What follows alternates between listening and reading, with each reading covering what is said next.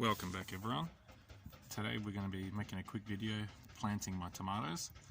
Now, we've got two varieties at the moment. The yellow pear, which was the same one we had last year, but we didn't plant the one we had last year, it grew by itself. So I thought, why not, we'll give it a go again. Hopefully we'll get a good crop out of this little plant.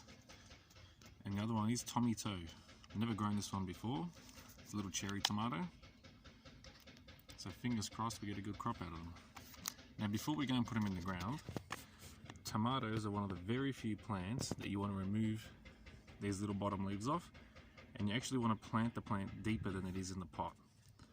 So I'll go ahead and I'll remove these little branches and we'll get it in the hole and I'll show you what I mean. Alright, so there you go. The camera doesn't really show it, but the soil level, by the time I level it out, will come up to about here.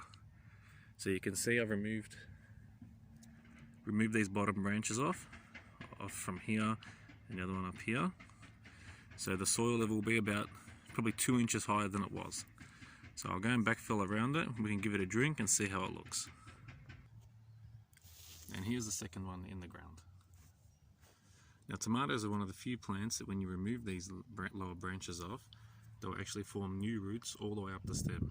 So it actually benefits the plant for you to remove these bottom branches and plant the plant lower than it was in the pot.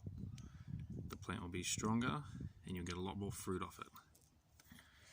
Now another thing I'm doing to stop the blackbirds from eating my seedlings like they did last year, I've made these metal cages to go over the top of my seedlings.